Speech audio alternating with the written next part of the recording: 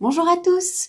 Ce lundi 21 juin 2021 à 5h31 du matin aura lieu le solstice d'été. En effet, c'est à ce moment-là que le soleil sera le plus proche de la Terre et donc la journée du 21 juin sera la plus longue et la nuit sera la plus courte. Le soleil se lèvera à 5h29 et se couchera à 22h, ce qui nous donnera donc 16h31 de clarté et 7h29 de nuit. Alors traditionnellement, le solstice d'été est l'occasion pour les sorcières de célébrer le sabbat de Lita. Lors du sabbat de Lita, on célèbre et on vénère le dieu soleil ou toutes les divinités solaires. En effet, le soleil est à son apogée. Il nourrit de sa force et de sa puissance la nature. Donc on dit que la nature aussi est à son zénith.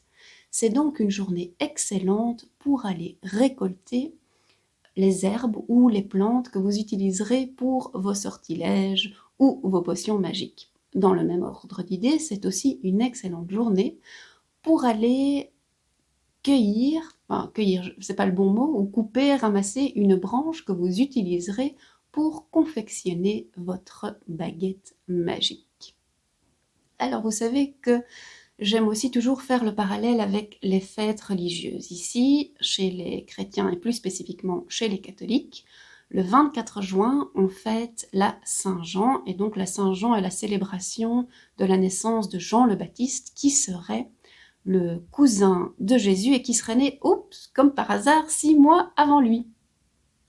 D'habitude, quand on regarde les sabbats, et donc les fêtes païennes et les fêtes religieuses, on trouve toujours un certain parallélisme dans les symboliques. Ici, franchement, j'ai beau chercher, je n'en vois pas. Autant Yule, qui est le solstice d'hiver, qui est la nuit la plus longue de l'année, où après la lumière petit à petit revient, quand on fait le parallélisme avec la naissance de Jésus, bah oui, c'est l'arrivée de la lumière, ça tout le monde comprend. Par contre, la naissance de Jean le Baptiste, je ne vois pas en quoi elle correspond au zénith des divinités solaires et au retour de l'absence de lumière ou au retour de l'ombre. Mais qu'à cela ne tienne, comme ça, le parallèle est fait. Mais j'ai surtout l'impression qu'en fait l'Église ne voulait plus voir le peuple célébrer ce sabbat ou cette fête païenne et a donc cherché quelque chose pour le remplacer coûte que coûte. Alors ça, c'est au niveau des traditions religieuses. Maintenant, parlons de la vie culturelle, donc qui n'a plus rien à voir ni avec la spiritualité, ni avec la religion. En Belgique, traditionnellement, aux alentours du solstice, nous avons la fête de la musique. Et cette année, la fête de la musique aura lieu. Alors ce que je vous propose, si vous prenez part à la fête de la musique, si vous allez participer à un concert, faites-le en pleine conscience et amusez-vous, profitez de la musique, mais gardez au fond de votre esprit que vous célébrez aussi le soleil qui est à son zénith. Alors, le dernier petit point dont je voulais vous parler, c'est la tradition celtique. Donc, au niveau des druides, ils considèrent qu'il y a deux rois qui sont en fait deux frères, le roi Ou et le roi Chêne. Et ils se partagent le trône tout au long de l'année. Donc le roi Chêne va régner pendant 6 mois, puis le roi Ou va régner pendant 6 mois.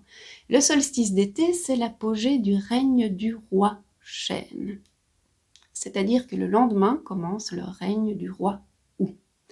Donc c'est un peu deux saisons, saison de l'été, saison hiver, ou saison lumineuse, saison des ombres.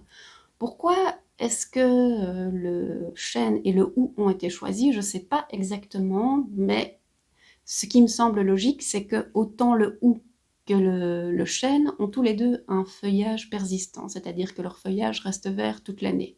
Ce n'est pas le cas de tous les chênes, mais c'est le cas du chêne vert. Et donc je pense que c'est pour ça qu'ils ont été choisis, mais bon, c'est juste une petite idée, c'est pas dit que c'est la vérité. Alors là-dessus, je vous souhaite un excellent sabbat de Lita et je vous dis à tout bientôt.